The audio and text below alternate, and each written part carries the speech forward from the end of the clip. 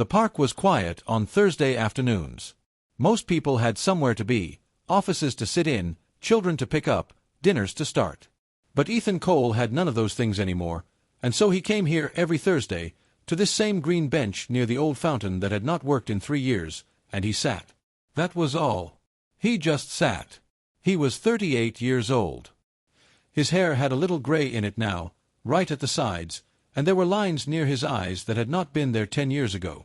He wore a dark jacket, clean but old, and on the collar was a small Marine Corps service pin that he never took off.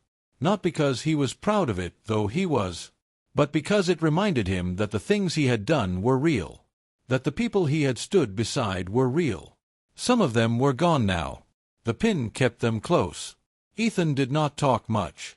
The man at the hardware store where he worked part-time said he was the most useful quiet person he had ever employed. Ethan took that as a fair thing to say. He was good with his hands, good with tools, good with problems that had clear answers. People were harder. People asked questions that did not have clear answers, and they expected you to look them in the eye while you failed to answer them. He had been sitting on the bench for about 20 minutes, watching a pair of pigeons fight over a piece of bread near the fountain, when he heard the footsteps. Small footsteps. 3 sets of them. He did not look up right away. People walked through the park all the time. But the footsteps stopped, right in front of his bench. And then a voice spoke. "Excuse me, sir. Can we sit here? Our mom said to wait somewhere safe, and you look like someone safe." Ethan looked up. There were 3 children standing in front of him. A girl who looked about 10, with dark auburn hair pulled into a loose braid and serious green eyes that studied him the way a doctor studies a patient chart. Behind her was a boy of about 8, also auburn-haired, currently looking at Ethan's service pin with intense focus. And in front of them both, partially hiding behind his sister's arm, was a small boy of about 6 who was clutching a toy space shuttle in one hand and looking up at Ethan with enormous eyes. Ethan moved over on the bench without a word and nodded. All 3 sat down. The girl sat with her back straight and her hands in her lap. The middle boy immediately leaned forward and pointed at the pin on Ethan's collar. "Is that a military pin?" the boy asked. "Yes," Ethan said. "Which branch?" "Marines." The boy's eyes went wide. "Did you fight in space?" Ethan looked at him. The boy was completely serious. His name, Ethan would learn in the next few minutes, was Caleb.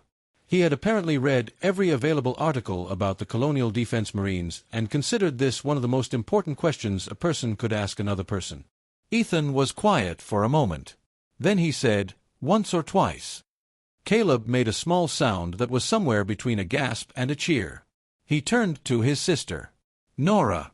He fought in space." The girl called Nora did not look up from the book she had pulled from her jacket pocket. "I heard," she said. The small boy on the other side of Nora, his name was Owen, was looking at Ethan's arm. Specifically, at a long pale scar that ran along the back of Ethan's left hand and disappeared under his jacket sleeve. Owen reached out, very slowly, and touched it with one small finger. "Does it hurt?" Owen asked. "Not anymore," Ethan said. Owen nodded. He seemed to think about this for several seconds, the way small children think about things that matter to them. Then he appeared to reach a conclusion, because he sat back and went back to turning his toy space shuttle over in his hands, satisfied. Ethan did not know what to make of any of this. He was not used to children. He was not used to anyone sitting down next to him at this bench, actually. Most people looked at him, registered something in his posture or his expression that said leave this man alone, and moved on. These 3 had not done that. They had simply sat down, as if it were the most natural thing in the world. "What are your names?" he asked, because it seemed like the thing to say. "Nora," said the girl, without looking up from her book. "Caleb," said the middle boy, who was now examining the service pin from a closer distance. "Owen," said the small boy, and held up his space shuttle as if that were also part of his introduction. "I'm Ethan," Ethan said. "We know," said Nora. She turned a page. "Your name is on your jacket. Inside the collar. You probably forgot it was there."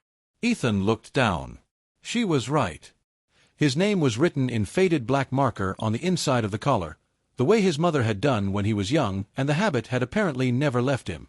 He almost smiled. Almost. Caleb had moved on from the pin and was now looking at Ethan with the focused expression of someone who had decided to conduct a proper conversation. "How many aliens did you fight?" he asked. "Caleb," Nora said, in a tone that suggested this was not the first time she had used that tone with him. "What?" "It's a real question." Ethan looked at the boy. In another life, before 2 tours, before the Kepler border systems, before 11 days in an outpost that should not have held and somehow did, he might have said something careful and vague. But this kid was looking at him with such open and honest curiosity that a careful and vague answer felt wrong. "Enough," Ethan said. "Enough that I stopped counting." Caleb absorbed this like it was the most important information he had received all year. They sat like that for a while, the 4 of them. The pigeons had finished their bread. The wind moved through the old oak trees that lined the path. Owen made quiet sounds with his shuttle, flying it in small circles. Nora read her book. Caleb asked Ethan 7 more questions about space, 3 of which Ethan could actually answer. Something loosened in Ethan's chest that afternoon. It was a slow and unfamiliar feeling, like a door that had been shut for a long time being opened just a crack. He did not know what it was or what to do with it. He just sat with it, the way he sat with most things. Then, from across the park, a woman's voice called out, "Nora! Caleb! Owen!" All 3 children stood up immediately. Nora tucked her book away. Owen held his shuttle against his chest. Caleb gave Ethan one last serious look and said, "I'm going to look up the Colonial Marines when I get home." "You do that," Ethan said. Before they ran, Nora turned back. She looked at him with those careful green eyes and said, "Thank you for letting us sit. You're the nicest quiet person we've ever met." Then she turned and ran after her brothers. Ethan watched them go. They ran toward a woman at the far end of the path, near the park gate. She was crouching down to catch Owen as he reached her first, pulling him into her arms. Then Caleb. Then Nora. The woman straightened up, one hand on each of the boys' heads. Ethan could not see her face from here. But there was something about the way she moved, the particular way she tilted her head when she listened to the children talking, the way she stood with her weight on one foot while the other 3 talked at her, that made him go very still. He did not know why. He sat there for a long time after they had gone, watching the empty park gate, not quite sure what he was waiting for. The woman was walking toward the bench. She had one hand on Owen's shoulder as she came down the path, guiding him gently while he tried to tell her something important about space shuttles. Caleb was walking on her other side, talking just as fast. Nora was slightly behind, calm and quiet in the way that older children sometimes are when the younger ones are being loud enough for everyone. Ethan stood up. He did not plan to. It was just something his body did, the old reflex of a man who had been trained to stand when something important entered the room. He stood, and he waited, and the woman got close enough that he could see her face. He stopped breathing for a moment. Her name was Claire Donovan. Or it had been Claire Harris, once, a long time ago, when they were 17 and the world was much smaller and much simpler. She was 37 now, same as him. She had the same dark hair, though it was longer than he remembered, pulled back in a practical way that said she did not have much time for complicated things. Her face had changed the way faces do, not worse, just more complete, like a sketch that had been carefully finished over many years. She saw him at the same moment he saw her. They both stopped.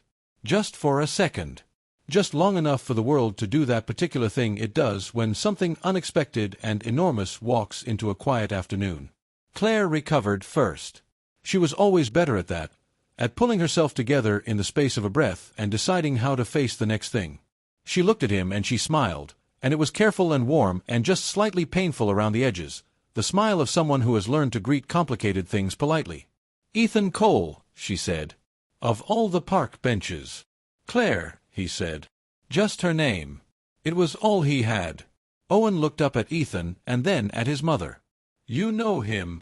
"Yes," Claire said. "We knew each other a long time ago." Owen considered this and then went back to his shuttle. It was apparently not the most interesting part of the afternoon. They stood there for a moment, the 2 of them, with the 3 children moving around them like small planets. There were 100 things Ethan could have said. He had been in rooms where the wrong word meant disaster, where one bad decision ended everything. He had learned to think before he spoke. But standing in front of Claire Harris, Claire Donovan now, he did not know that yet. He could not find a single word that felt right. She spoke first, again. "My kids sat with you?"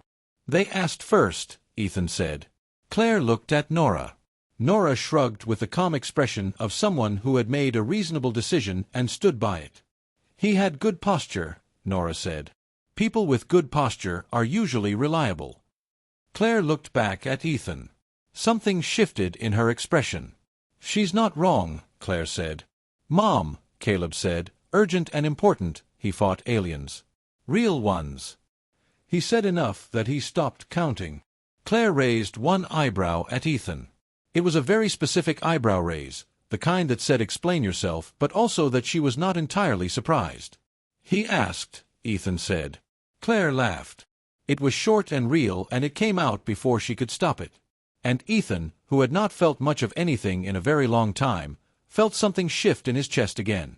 Because it was the same laugh.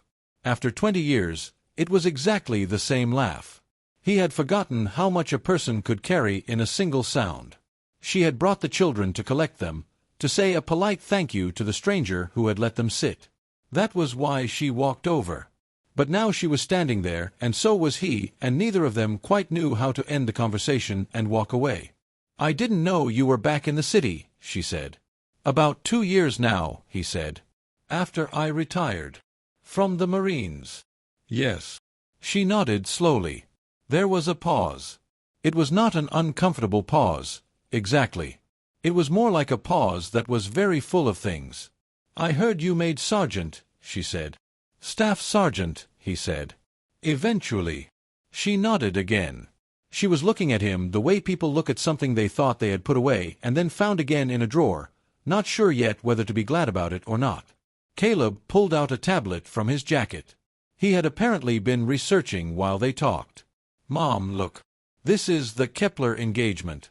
It says 12 Marines held a colonial outpost for 11 days against a Vorkai scouting force.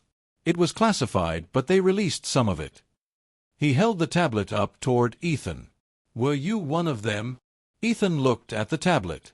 The article had a stock photo of a colonial outpost station beside it, gray and industrial against a star field. The headline said, "Kepler engagement partially declassified, the 11 days that saved a colony." His name was not in the article. None of their names were. But the numbers were right. 12 Marines. 11 days. 40,000 colonists on the other side. He looked at the tablet for a long moment. "Put that away for now, buddy," he said quietly. Caleb looked at his face, and whatever he saw there, it made him fold the tablet and put it back in his pocket without arguing. Claire was watching Ethan. She did not say anything. But her expression had changed again, softer now, less careful. There was a pause, and then she said, "Their father passed away 4 years ago. It's just us now." She said it simply, without asking for anything. Just offering him the shape of her life so he understood what he was looking at. Ethan was quiet. He took the information in the way he had learned to take hard things, directly, without flinching, letting it sit where it needed to sit. Then he said, "I'm sorry, Claire." She nodded once. "We're okay," she said. And she meant it. That was the thing about her. She always meant what she said. Owen tugged on Ethan's sleeve. "Are you going to be here next Thursday?" he asked. Ethan looked down at him. "Maybe," he said. Owen nodded, satisfied. He turned and started pulling his mother toward the park gate. Claire let herself be pulled, but she looked back over her shoulder at Ethan. "There's a diner on Clement Street," she said. "The kids like the pancakes. We go most Saturdays around 9. She paused. Then she added, very simply, "It's a good diner." She did not call it an invitation. She did not have to. Ethan watched them leave. Caleb gave him one last wave. Nora gave him one last long look with those serious eyes. Owen did not look back because he was already thinking about something else. Claire did not look back again either. But she had said what she said, and both of them knew it. Ethan sat back down on the bench. The park was quiet again. The fountain did not work. The pigeons had gone. The autumn light was going orange and low through the oak trees. He sat there for a long time. He did not know, sitting there, what any of this meant or where any of it was going. He only knew that, for the first time in a very long time, Thursday afternoon felt like something other than just a habit. Ethan arrived at the Clement Street diner at 9:04 on Saturday morning. 4 minutes late. He had been awake since 6. He stood outside for a moment and looked through the window. The diner was warm and old, and the kind of clean that comes from being scrubbed the same way for 30 years. There were booths with red cushions and small white tables with paper placemats. The kind of place where the coffee came fast and nobody looked at you strange for staying too long. He found them in the corner booth by the window. Owen was standing on the seat, looking out at the street. Nora had a tablet propped against the sugar dispenser and was reading something with the focused expression of a small senator reviewing a bill. Caleb spotted Ethan through the window first and waved with his entire arm, as if signaling a ship.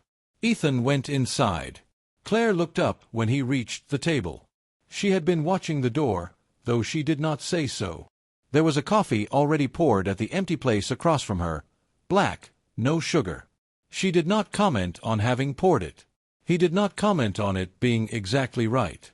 He sat down and picked it up, and that was all. "You came," Caleb said. "I came," Ethan said. Owen climbed down from the seat and sat normally for approximately 4 seconds before beginning to climb back up. Nora told him twice to sit down. He sat down the second time. She went back to her tablet. The pancakes arrived not long after, tall and golden, and for a few minutes everything was about the pancakes. Owen got syrup on his sleeve immediately. Caleb built a small wall of butter packets beside his plate.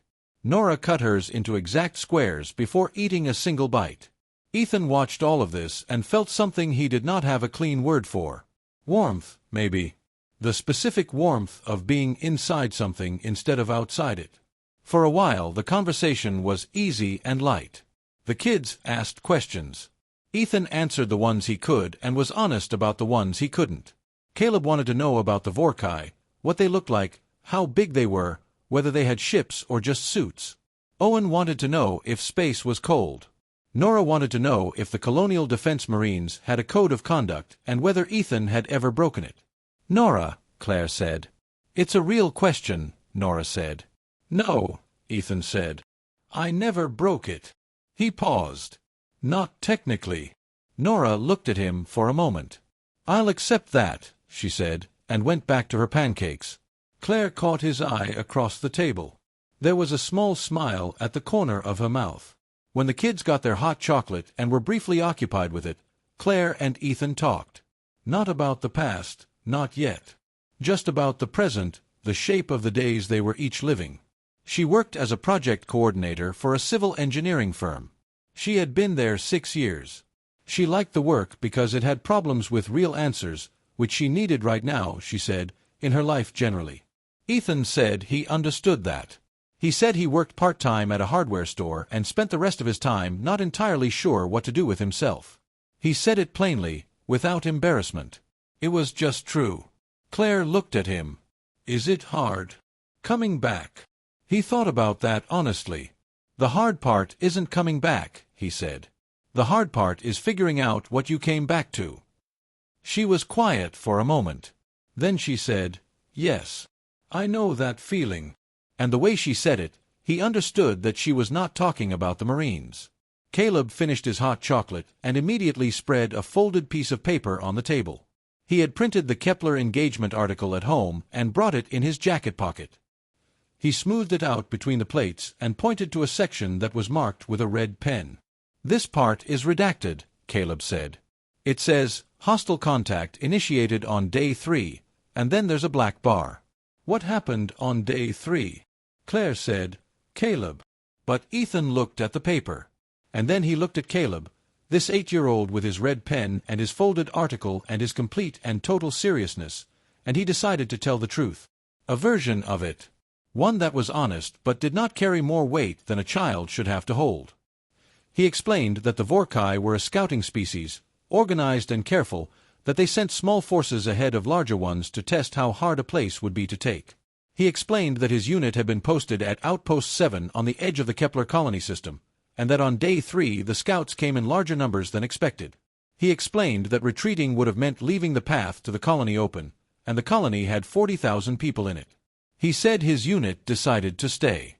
He said it the way it had felt at the time, not like a brave decision, just like the only available one.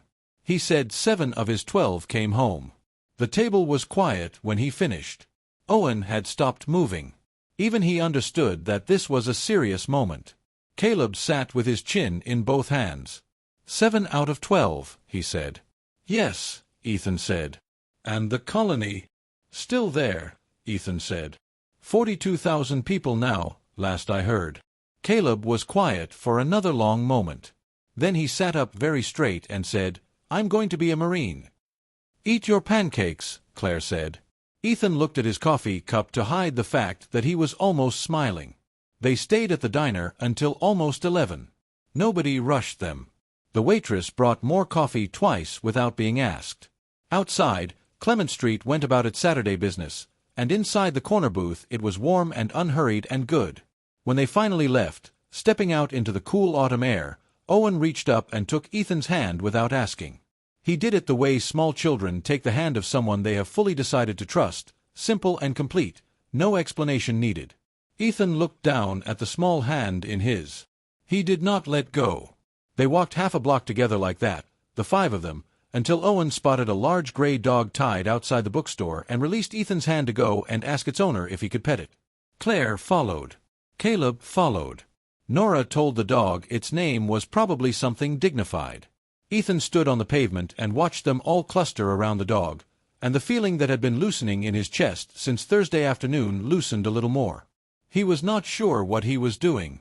He was not sure what any of this was going to be.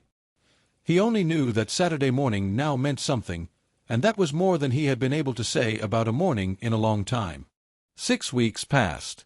They were quiet weeks, in the best possible way. Not empty, the way quiet weeks used to be for Ethan. These weeks had texture. They had Saturday mornings at the Clement Street diner, where his coffee was always waiting. They had afternoons at the park where Owen ran ahead on the path and Caleb asked questions and Nora walked beside Ethan with the calm authority of someone who had decided he was worth observing closely. There was the Tuesday evening he showed up at Claire's front door with a toolbox because she had mentioned, offhandedly, on Saturday, that the cabinet above the kitchen sink had been loose for a month.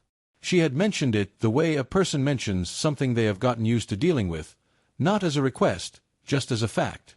He arrived at 7 with the right screws and a level and fixed it in 20 minutes. She made tea.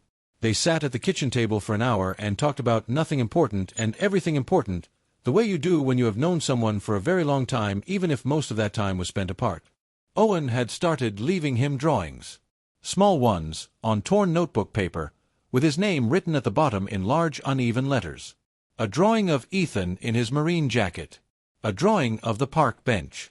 A drawing of all 5 of them at the diner, rendered in crayon, perfectly happy-looking, Owen's artistic proportions being what they were. Caleb sent him articles. Mostly about space and the colonial defense forces and the current state of Vorkai relations, which were not good, though the news had not made much of it yet. Once he sent Ethan an article about the top 10 most important battles in human colonial history and included a message at the bottom that said, Kepler should be on this list. I'm going to write to the editor. Ethan had written back, let me know what they say. Caleb had written back 4 days later, they didn't respond. But I'll try again. Ethan had smiled at his phone for a long moment. Nora was different. Nora observed, and she filed things away, and she waited. And then, on a gray Wednesday afternoon when Claire was upstairs putting Owen down for a late nap and Caleb was at the kitchen table doing math homework with visible misery, Nora sat down across from Ethan in the living room and folded her hands on her knee. I need to tell you something about my mom, she said. Ethan set down his cup. All right, he said. Nora took a breath. She had clearly thought about how to say this, prepared it the way she prepared most things. After my dad died, my mom was very sad for a long time. Not the kind of sad that cries all the time. The other kind. The kind where someone goes through all the right motions but something is missing. Do you understand what I mean? Yes, Ethan said. He understood exactly what she meant. I'm not telling you this to make you feel responsible, Nora continued. I want to be clear about that. I am telling you because I think you don't know. I think you don't realize that since you started coming around, she is the other kind. The real kind. She laughs at things that aren't that funny. She hums while she makes dinner. Nora paused. She hummed before too, but now it's a different song. Ethan sat very still. You're 10 years old, he said. Nora looked at him with magnificent patience. And he had no answer to that. Nora stood up. That's all I wanted to say, she said, with the air of someone who had delivered a report and was now filing it. I believe in full information. People make better decisions with full information. She went back to her room. Ethan sat there for a long time. That evening, after Caleb had gone to finish his homework upstairs and Owen was asleep and the house was quiet, Ethan and Claire sat on the back steps with mugs of tea. The sky above the city was that dark blue that comes just before full dark, and the air smelled like coal and wood smoke from someone's chimney a few streets away. Nora talked to you, Claire said. It was not a question. She did, Ethan said. Claire put her face in her hands for a moment. I'm so sorry. Don't be, he said. She was kind about it. She's remarkable. Claire lowered her hands. She looked out at the small dark garden. She terrifies me sometimes, she said. She sees everything. Most 10-year-olds don't notice that much, Ethan said. She's always been like that. Even when she was small. She used to tell me when I was pretending to be okay. Claire's voice was quiet. She was usually right. There was a pause. The city hummed its low evening hum. I want to be honest with you, Ethan said. All right, Claire said. I left at 18 without understanding what I was leaving. I thought I'd come back sooner. I thought a lot of things that didn't happen. He turned his mug in his hands. I spent 20 years becoming someone I know pretty well. I'm quieter than I used to be. I have a harder time with things that most people find easy. I'm not trying to be the person you knew. I don't think he exists anymore. He looked at her. But I'm asking if there's something here. Something new. Something that we'd be willing to try to find. Claire was quiet for a long moment. The kind of quiet that is full, not empty.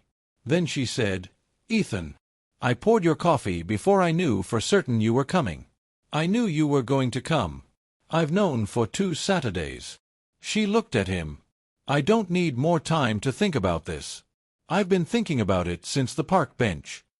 Ethan set down his mug. Okay, he said. Okay, she said. Neither of them moved for a moment. And then both of them did. Later, when the tea had gone cold and the city had gotten quieter, Ethan's comm unit lit up on the step beside him. He glanced at it. His posture changed. Not much. Just the slightest shift in the shoulders, the slight tightening of the jaw that Claire had learned meant he was reading something serious. She asked what it was. He showed her the screen. It was a recall notice from the Colonial Defense Initiative. Not full military activation. He was retired, they could not compel him. But a consultation request. Veterans of the Kepler engagement. The Vorkai diplomatic situation had broken down entirely. They needed people who had been there. He said, I don't have to go. Claire looked at the screen for a moment. Then she looked at him. Yes, you do, she said. If it matters, you go. That is who you are. It is part of why we are sitting on these steps. He looked at her. She said, just make sure you come back this time. There was weight in that. Both of them felt it, and neither looked away from it. He nodded once. She held his gaze. He went inside to say good night to the kids before leaving. Owen was technically asleep, but grabbed Ethan's sleeve as he passed the open door. You're coming back, right? Owen said, eyes still closed. Yeah, bud, Ethan said. I'm coming back. Owen let go of his sleeve and was immediately, fully asleep. Ethan stood in the hallway for a moment. Then he walked out into the night with a comm unit in his hand, and something settled in him that had not been settled in 20 years. The Colonial Defense briefing in the capital lasted 4 days.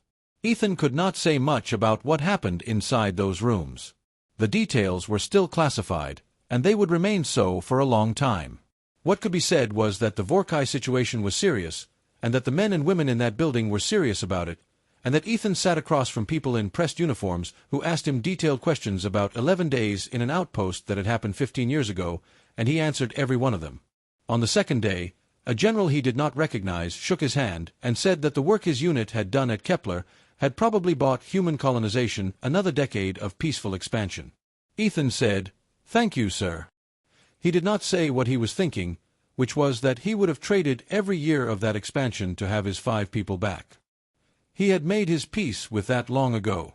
He just did not need to say it out loud in a government building. During those 4 days, his phone kept buzzing. Caleb sent 17 messages. 12 were articles. 3 were questions. 1 was a hand-drawn diagram of what Caleb imagined a Vorkai looked like, scanned and attached to a message that said, "Is this accurate? Be honest." 1 was a single sentence that said, "Come back okay."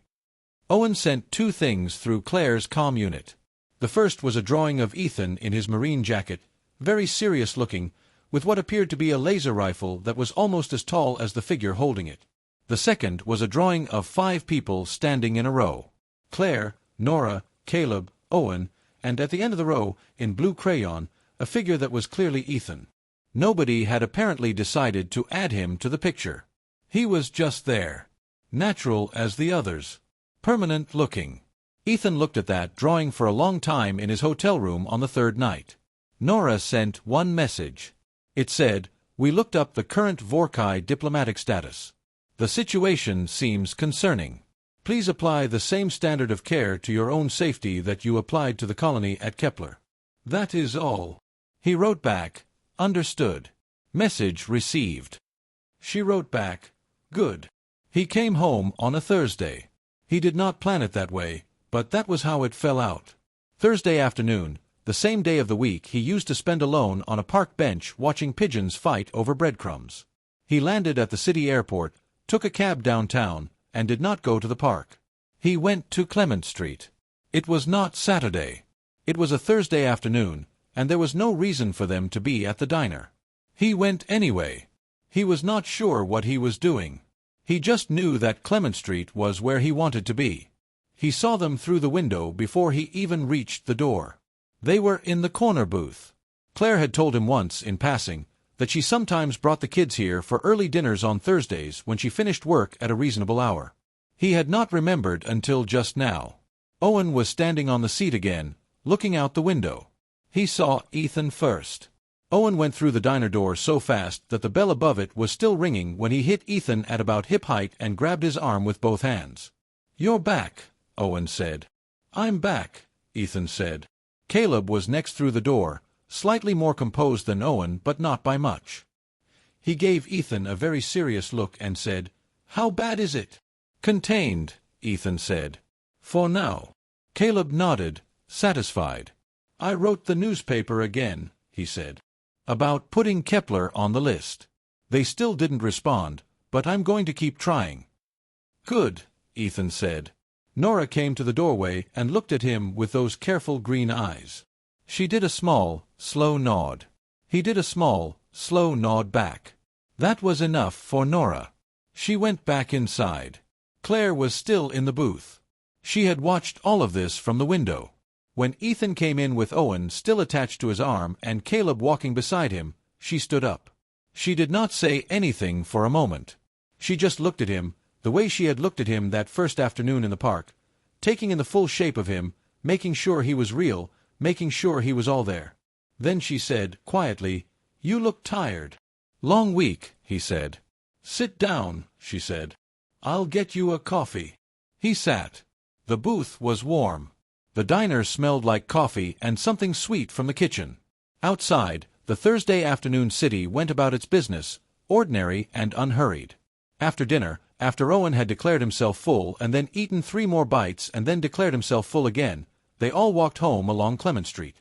It had become a walking neighborhood, shared ground, the way certain streets become yours when you cover them enough times on foot. About halfway home, Nora fell into step beside Ethan. She walked quietly for a moment. Then she said, in a tone that was very nearly casual, "We had a meeting while you were gone." "Who did?" Ethan asked. Nora gestured at herself, Caleb, and Owen, who were walking just ahead. Us. We voted. On what? On you, she said. Specifically, on whether you should stay around here. Permanently, more or less. Ethan was quiet for a step or two. And what did the vote say? Nora looked up at him. Unanimous, she said. We think you should stay. From ahead, without turning around, Caleb said, I seconded the motion. Owen said, also without turning around, I didn't know what seconded meant, but I voted yes. Ethan looked at Claire, who was walking just to his other side. She raised both eyebrows and said, Don't look at me. I don't run the committee. He looked at her for a moment longer. She looked back at him, steady and warm, with that slight smile at the corner of her mouth. He looked ahead at the 3 children walking in a row on the pavement in the evening light. All right, he said. Owen punched the air. That night, after the kids were in bed and the house was quiet, Ethan and Claire sat on the back steps again. The city was low and muffled around them, the way it gets very late when even the noise has gone home. The sky above had a few stars visible between the clouds, distant and cold and very bright. Ethan sat and looked at those stars and thought, not for the first time, about what it meant to be the kind of person who goes out to hold a line. He thought about Kepler. He thought about the 5 who did not come home. He thought about 42,000 people in a colony that still existed because 12 people had decided not to leave. He thought about humans in general, and what a strange and stubborn species they were. Always reaching further than was comfortable. Always planting themselves somewhere impossible and refusing to be moved. Always building a home in the dark and then filling it with light and noise and children who asked too many questions and drew pictures in blue crayon. He thought it was the same thing, all of it. The outpost and the diner and the bench in the park and the 3 kids asleep upstairs. The same refusal. The same choice. He did not say any of this out loud. Claire said, You're thinking loudly again. Sorry, he said. She leaned her shoulder against his. He did not move. The city was quiet. The stars were bright. Something that had been missing for a very long time was simply, finally, here. 3 children had asked if they could sit on a bench. A veteran had moved over without a word. And something that had been waiting quietly for 20 years had decided, at last, that now was exactly the right time to begin.